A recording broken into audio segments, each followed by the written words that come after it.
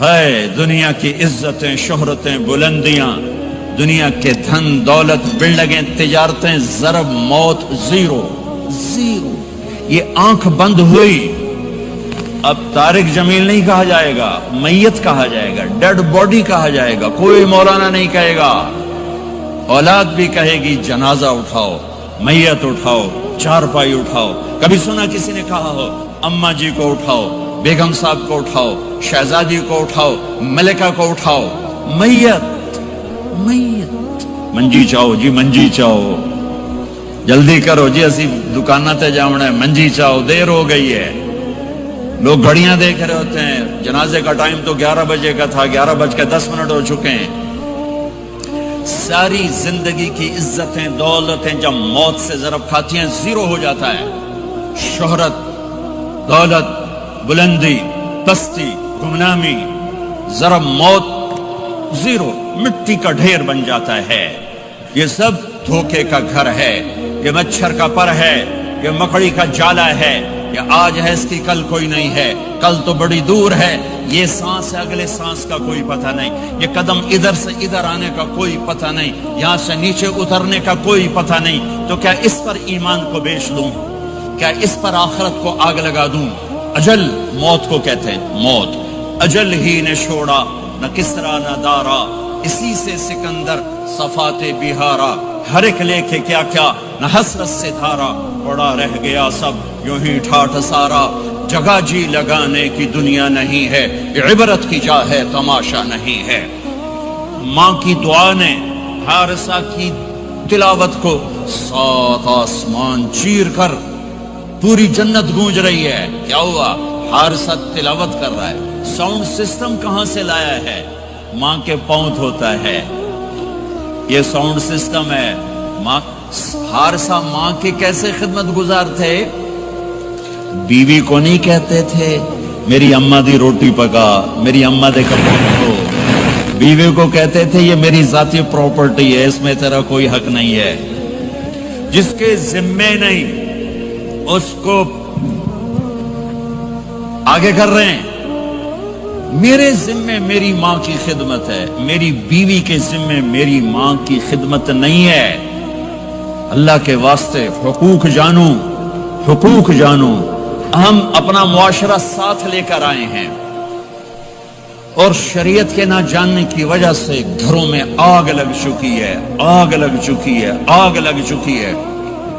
بیگم، یہ ماں میری ذاتی پراپرٹی ہے، تم نے قریب نہیں آنا. کپڑے خود دھوتے تھے، تیل لگاتے تھے، کنگھی کرتے تھے، جوئیں نکالتے تھے، سالن بناتے تھے، روٹی پکاتے تھے، پھر سامنے رکھ کے بیٹھ نہیں جاتے تھے. نوالے توڑ توڑ کے اماں کو کھلاتے تھے، نوالے توڑ توڑ کے کھلاتے تھے. صلہ کیا ملا؟ جنت میں آواز جا رہی ہے. کس نے پہنچایا؟ ایک اور واقعہ سنا دوں. بیٹے بھی بیٹھے ہیں، مائیں بھی بیٹھی ہیں. موسیٰ علیہ السلام نے کہا یا اللہ میرا جنت کا ساتھی کون ہے؟ اللہ تعالیٰ نے کہا فلاں قصائی، یہ گوشت بیچنے والے. گوشت بیچنے کا پیشہ ہمارے ملک میں کوئی اچھا نہیں ہے. تھے با میں چنگا ہوئے تو پتہ کوئی نہیں، تو وہ ماٹھے لوگ کرتے ہیں، تو ادھر تو بڑا فیشن کے ساتھ ہے. تو موسیٰ علیہ السلام حیران ہوئے، بھئی قصائی میرا جنت کا ساتھی کیسے بن گیا؟ وہ گئے کا کون ہے؟ کا فلاں. وہ گئے تو ایک قصائی، قصائیوں کی دکانیں، گوشت بیٹھا چوکڑی مار کے گوشت بیچ رہا ہے.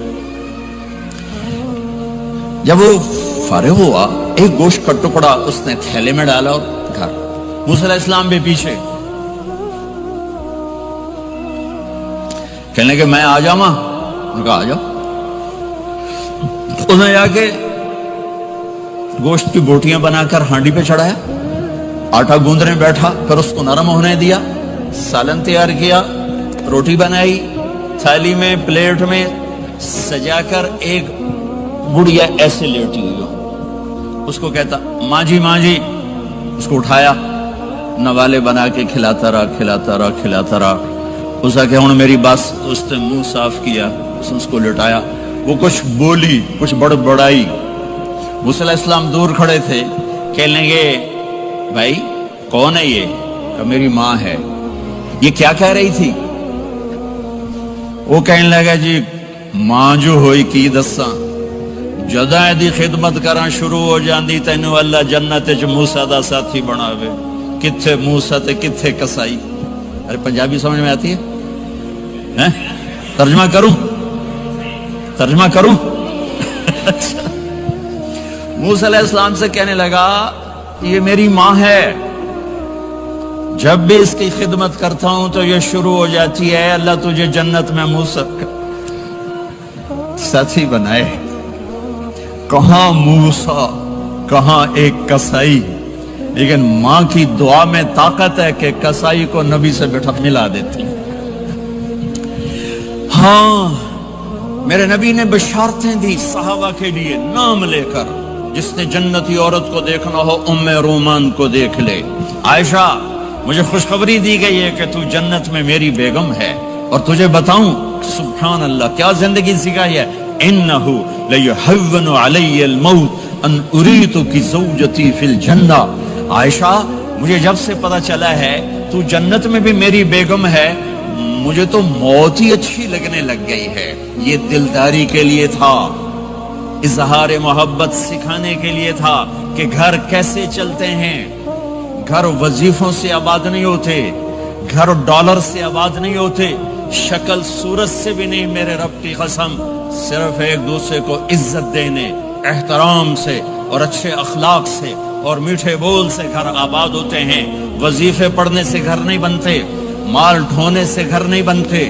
گھروں کو 7 بر اعظم کا ایک مشترک قانون ہے، انٹرنیشنل لا ہے.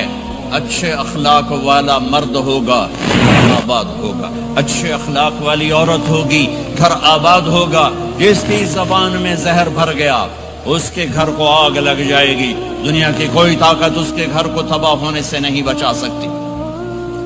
میرے نبی کو بشارتیں دی گئیں. آپ کے صحابہ جنتی، فلاں کا یہ مقام، فلاں کا یہ مقام، فلاں کا یہ مقام. ہائے ہائے میں تو دیکھ رہا ہوں ام حارثہ، میں تو دیکھ رہا ہوں تیرا بچہ جنت کی نہروں میں غوطے کھا رہا ہے، نہاتا پھر رہا ہے. تو اب یہ رونا کس کے لیے ہے؟ اب یہ رونا کس کے لیے ہے؟ اور بلک بلک کے رونا، تڑپ تڑپ کے رونا، اتنے آنسوں سے رونا کہ داڑھی سینہ تر ہو جائے اور سینہ ابلنے لگے. یہ رونا میرے آپ کے لیے تھا. آنے والی نافرمان امت، آنے والی گناہگار امت، آنے والی باغی امت، بغاوت کرنے والی امت، ان کے لیے روئے ہیں، ان کے لیے رونا ہے. ہاں ہر کوئی دنیا سے جاتے ہوئے اولاد یاد کرتا ہے. میرے باپ اچانک اللہ نے موت دی، ہارٹ اٹیک ہوا، ٹھیک ٹھاک تھے، اچانک. تو ایک میری بہن لاہور تھی، ایک فیصل آباد. تو میرے باپ آخر وقت تک کہتے رہے میری بیٹیاں تو بلا دو، اور میری دھیاں تو لے آؤ، اور میری دھیاں تو ملا دیو، میری بچیاں تو ملا دیو. اور یہ کہتے کہتے دنیا سے چلے گئے. ہر آدمی موت کے وقت یہی کچھ کرتا ہے.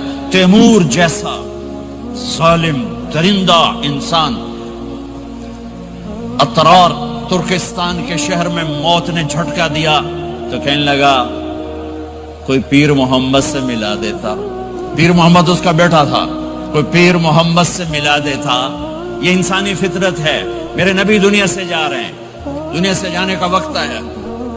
12 ربیع الاول ہے، پیر کا دن ہے، 7 جون ہے، 11 ہجری 633 عیسوی. جبریل نے آ کے صبح آپ نے ساری بیگمات کو بلایا، رخصت فرمایا، ملاقات کی. بیٹے کو بلایا، کان میں کہا میں جا رہا ہوں. وہ رونے لگی، رو نہیں، سب سے پہلے تیری میری ملاقات ہو گئی. 6 ماہ بعد بیٹی بھی پہنچ گئی باپ کے پاس. پھر داماد کو بلایا، ان کو ان کا سر اپنی گود میں رکھا، کمر پہ ہاتھ پھیرا، دعا دی، رخصت فرمایا. آخر میں اپنی آنکھوں کی ٹھنڈک کو بلایا. کون؟ حسن اور حسین. کہ میری آنکھوں کی ٹھنڈک حسن اور حسین، میرے جنت کے پھول حسن اور حسین. یوں لیا، حسن کو یہاں سے لیتے تھے، حسین کو یہاں، حسن کو ادھر اٹھاتے تھے، حسین کو ادھر اٹھاتے تھے. حسن سر سے لے کر کمر تک پورے اپنے نانا کے مشابہ تھے، کمر سے پاؤں تک اپنے باپ کے مشابہ تھے۔ حسین اس کا الٹ تھے، سر سے لے کر کمر تک اپنے باپ کے مشابہ تھے، کمر سے لے کر پاؤں تک اپنے نانا کے مشابہ تھے۔ اس مشابہت کی وجہ سے آپ کہا کرتے تھے حسن میرا بیٹا ہے، حسین علی کا بیٹا ہے۔ آخر میں ان کو بلا کر یوں لیا اور ساتھ ہی آنسو ٹپ ٹپ ٹپ ٹپ ٹپ ٹپ، بیویوں کو جدا کیا، آنسو نہیں، بیٹی کو جدا کیا، آنسو نہیں، داماد کو جدا کیا، آنسو نہیں، جب بچوں کو جدا کرنے لگے تو یوں آنسو۔ ایک کو زہر میں تڑپتے دیکھا، ایک کا کٹا سر نیزے پہ چڑھتے دیکھا تو آنسو رک نہیں سکے، دعا نہیں کی، ہاتھ نہیں اٹھائے، اللہ کی تقدیر کے سپرد کر دیا، اولاد کو ذبح ہونے کے لیے تیار کر دیا کہ کل میری امت اولاد کے پیچھے جھوٹ نہ بولے، رشوت نہ لے، حرام کاروبار نہ چلائے، دھوکہ نہ دے، فراڈ نہ کرے، بچوں کو کہاں سے کھلائیں، بچوں کو کہاں سے پلائیں کہ یہ میرا حسین کا سر کٹ کے نیزے پر چڑھا ہوا ہے۔ کچھ نہیں بولے، رخصت فرما دی۔ جب سب چلے گئے تو جبریل آ گئے، آپ نے فرمایا کیا ہوا؟ خاموش کھڑے تھے۔ کہ موت کا فرشتہ دروازے پر ہے، اندر آنے کی اجازت چاہتا ہے۔ اپنے نبی کا مقام دیکھو، موت بھی پوچھ کے آتی ہے۔ آپ نے کہا آ جائے، آپ کی اجازت پر ملک الموت اندر آئے۔ اسرائیل کا السلام علیکہ یا رسول اللہ، کہنے لگا آپ پہلی ہستی ہیں، میں سلام کر رہا ہوں، میں نے کبھی کسی کو سلام نہیں کیا۔ کہنے لگا آپ پہلی ہستی ہیں، اللہ نے فرمایا تھا پوچھ کے اندر جانا، بن پوچھے نہ جانا۔ پھر کہنے لگے آپ پہلی ہستی ہیں، اللہ نے فرمایا آنا چاہیں تو لے آنا، رہنا چاہیں تو چھوڑ کے آ جانا۔ ہاں، یہ وہ دربار رسالت ہے جہاں موت بھی پوچھ کے آتی ہے۔ آپ نے فرمایا میں اجازت دے دوں میری جان نکالو گے؟ کہا جی نکالوں گا، نکالوں گا۔ آپ نے یوں جبریل کو دیکھا، کیا کہتے ہو؟ جاؤں یا رہ جاؤں؟ جبریل نے کہا اللہ آپ کی ملاقات کے شوق میں ہے، فیصلہ آپ کریں گے۔ ہاں یہ بات سنانا چاہتا تھا اگلی۔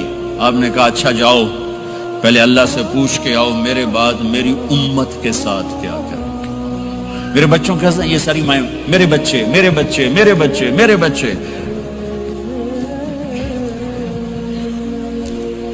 میرے نبی کو تو پتا تھا کہ یہ تڑپ تڑپ کے ایک زہر میں جائے گا اور ایک کا سر کٹ کے نیزے پہ چڑھے گا، کیوں نہیں ان کے لیے ہاتھ اٹھائے؟ ہمارے لیے کیوں روئے کہ جاؤ اللہ سے پوچھ کے آؤ میرے بعد میری امت کے ساتھ کیا کرے گا، میں پھر جواب دوں گا۔ جبریل واپس گئے، موت کا فرشتہ کھڑا ہوا ہے، جواب آیا یا رسول اللہ آپ کا رب کہہ رہے ہیں آپ کی امت کو تنہا نہیں چھوڑوں گا۔ مجھے میرے رب کی قسم جو سن رہا ہے جس نے ہمیں یہاں جمع کیا ہے، سنو میری بات غور سے، اگر میرے نبی یہ سوال نہ اٹھاتے تو آج میں اور آپ بھی بندر خنزیر میں بدل چکے ہوتے۔ میری اور رب کی کوئی رشتہ داری نہیں ہے۔ اس امت نے وہ سب کچھ کر دیا جو پہلی امتوں نے کیا، لیکن کون ہے جس نے اصحابوں کو روکا ہوا؟ وہ میرے نبی کے آنسو، میرے نبی کی آہیں، میرے نبی کی دعائیں، میرے نبی کی فریادیں، میرے نبی کی تڑپ، میرے نبی کا رونا، میرے نبی کا پیٹ پہ پتھر باندھنا، اس نے روک دیا۔ کوئی نبی جاتے ہوئے امت کے لیے نہیں رویا، واحد نبی ہیں جو جاتے ہوئے امت کے لیے روئے، میری امت میری امت میری امت۔ کوئی رابعہ بصری بعد میں آئیں گی، کوئی جنید بغدادی بعد میں آئیں گے، باغی بغاوت، اور پھر وہ روئیں اور پھر وہ تڑپیں اور پھر وہ دعائیں کریں، پھر وہ کہیں یا اللہ میری امت میری امت میری امت۔ ہائے ہائے، اور جب اجازت دے دی ملک الموت کو کہ جاؤ اللہ کی تقدیر کو پورا کرو، تو پھر بھی امت کو سبق دیا، اے میری امت الصلاۃ وما ملکت ایمانکم، ایک نماز نہ چھوڑنا، ایک میری امت کے کمزور لوگوں پہ رحم کرنا، نماز نہ چھوڑنا، کمزوروں پہ رحم کرنا۔